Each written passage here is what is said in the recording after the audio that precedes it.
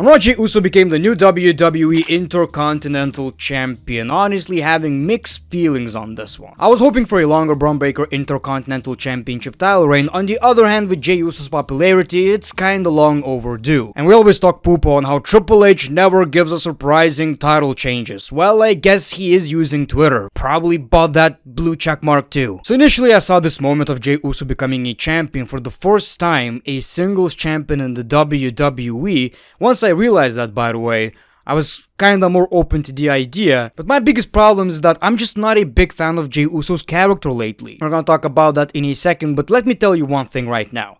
This is not gonna ruin Bron Breakker's career. Nothing is going to change. Sure, I expected more, I wanted more, I thought we're gonna get more, but he's still the future of the WWE. And one thing that also kind of pisses me off is that, we never got Chad Gable as the Intercontinental Champion. With all these title changes lately, we never got the one that we actually asked for. But in general, that Raw was kind of a banger. Now sure, I can't just, dip for another 10 days and come back like nothing happened, people. Something did happen. I left you, so I kinda wrote this in like 5 minutes at 4 a.m. Imagine this like a video package promo for the Great One's return, right? Great One disappears, leaving wrestling fans in tears. That something Great One said just got to Nia Jax's ears. The comments started asking, is the forehead man alive, or did Nia crush this beauty with her big old plasma booty? And then, it goes something like, oh, we miss the Great One. And it's this beautiful view of people holding hands. Everybody's happy. Everybody's very happy to see the Great One back. Everybody's holding hands. And then we can have like these angels singing. Oh, how it would be nice getting Coco Jumbo vibes. Something like that. We can work on this a little bit later. But yeah, Raw was good. People, I feel like WWE catfished me a little bit lately. We heard about Monday Night Raw going 2 hours, and I was so excited about that. And that's gonna happen, but from what I've read, that's the case, right? Like, Raw is going to be 2 hours, but then both Raw and SmackDown are going to be 3 hours long. Oh brother, why? Why WWE? These Raw intros are getting better. Liv and Dominic arrive to Raw and we see Braun Strowman fighting with Bronson Reed. I really want to talk about the story, man. It's really good. But anyway, it was a typical Judgment Day promo. Leah brags about how she did everything. She took everything from Rhea Ripley. Nuggies all night long, basically. Liv believes Rhea is not gonna face her at Bad Blood because Rhea is injured. Well, Rhea makes an announcement that she's not. She's cleared. As a matter of fact, she has another announcement. Dominic Mysterio is going to be in a shark cage. Now look, the visual is nice. I love that. But ever since WWE brought that back, it almost seems like every match ended the exact same way. So it's like, I can kinda see where this match is gonna go. But on the other hand, maybe not. Maybe not. Maybe WWE are thinking the exact same thing. Well, every match was the same. We gotta work on something different. Maybe, I don't know. Sami Zayn finally got his hands on Ludwig Kaiser, which was actually a really entertaining match. I mean, the way he fell on that chair, dude. If you never actually got inside a wrestling ring like myself, you don't really understand. Like, I don't understand how much it hurts to be in a wrestling ring, to take a bump, right? I have no idea. I assume it hurts. I assume it would break me in half. We'll see at WrestleMania once I face Nia Jax in a tag team match. But, seeing this right here, I'm not gonna do that. I don't wanna do that. No.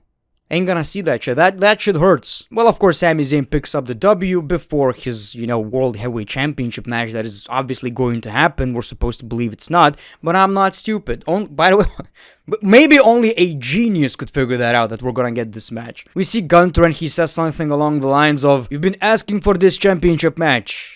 And you know what? Can't think of a better way in this city right here to tell you, no." And the way Wade Barrett found this hilarious. The match is happening. It's obviously happening. And I'm still... Look, I know the match is gonna be good, but I'm a story guy. I've seen the story. I get it. The only thing that kind of makes me excited about this match still is, again, I saw the match at WrestleMania and it was amazing.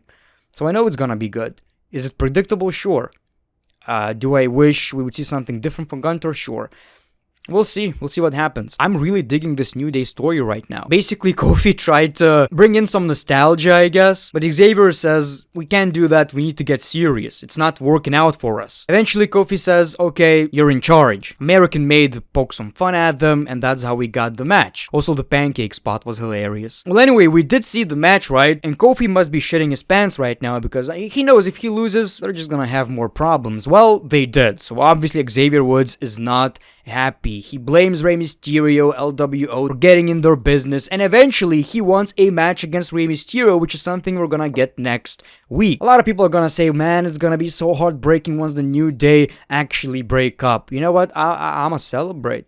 One of the greatest WWE tag teams factions of all time. Long overdue. We needed that heel turn, breakup, whatever, for such a long time right now, to the point that where it worries me, it's not gonna be as effective as it could have been like 2 years ago.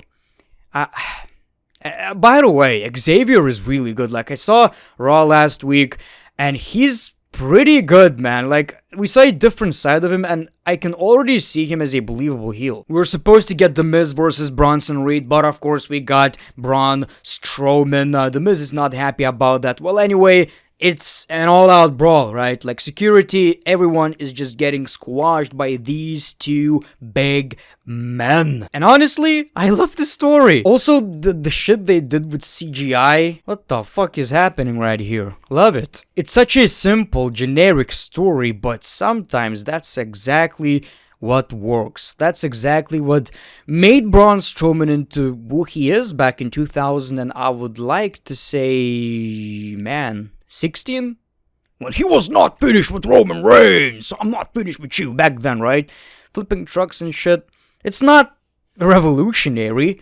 It's not that big of a deal. But especially in this rivalry, it works. And you know, I see this kind of shit and I'm like, this should be on a pay-per-view. This seriously should be on a premium live event, and I'm not sure if it will. Drew McIntyre responds to CM Punk and basically saying that his family didn't want this too. He's gonna break CM Punk, and they even talked about how they're gonna have to die at the end of this match. No one is giving up. We're gonna get blood.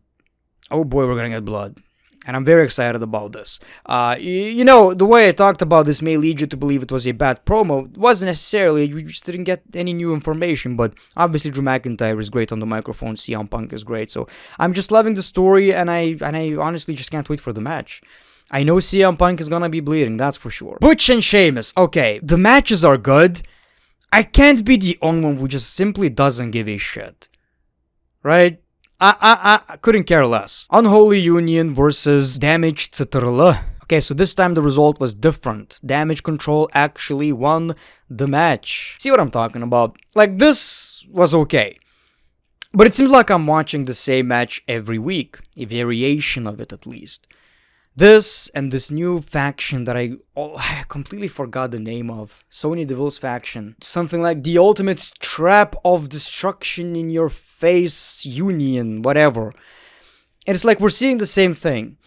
If Raw was 2 hours, we would watch that every other week. And that's already good enough for me. Okay, a few more things I forgot to mention. We got this match right here.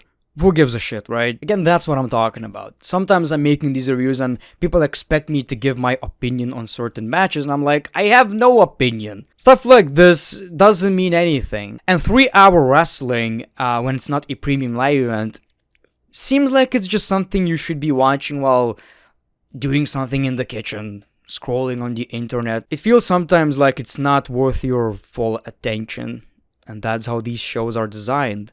Sometimes a movie can drag if it's 3 hours long. And it's a wrestling show. Something that's very repetitive. I'm intrigued by this Karrion Kross and The Miz thing, right? Like, Karrion wants to help The Miz and let not people forget who The Miz is. I'm kind of interested in that. Yet again, I'm just kind of wondering, why is he doing that? What are Karrion Kross's motives?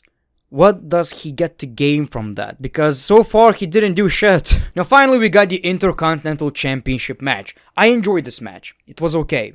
Maybe Jey is a bit repetitive, you know? Definitely needs a bit more moves, and he can definitely pull that off. I'm not sure why he isn't. Well, anyway, I'm watching this in the mindset of, I know who's winning. Obviously, Jey's not taking that championship tonight. It doesn't seem like it. It seems like Bron Breakker is gonna carry that championship for such a long time, and what do you know? He actually lost. Jey Uso won his first singles championship in the WWE. It does make sense. I mean, he never won a singles title, and he's been over for like 2 or 3 years. I don't know, ever since Roman shit, right? Like when he became a champion. So I kind of understand that. It's a bit weird though. And my biggest problem with Jey is, again, the eating, everything feels the same. I hate that shit. And also one more thing. I'm not a fan of Jey Uso and Rhea Ripley in a storyline where there's romantic interest. I don't want that again. It worked with Rhea and Dominic because of how different and how, outlandish it was, basically. This is not working. Rhea Ripley doesn't need another romantic angle. It seems like WWE are forgetting that Rhea be strong, not Rhea be horny, In ways, it does feel like the reason he became an Intercontinental Champion is basically WWE saying, yeah, he's not doing much, he's not involved in serious stuff, but hey, he's a champion now. We need to do something with the guy.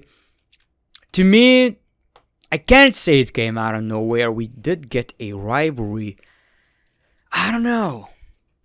I felt like it was more urgent to give the championship to Chad Gable when it made sense, obviously. And again, I'm talking so much poo-poo because I like Jey Uso. I'm giving criticism to Jey Uso because I know what he's capable of. He's capable of giving us some great storytelling, and he shouldn't be just a walking catchphrase who occasionally hits on Rhea Ripley. I don't know. But that was your Monday Night Raw.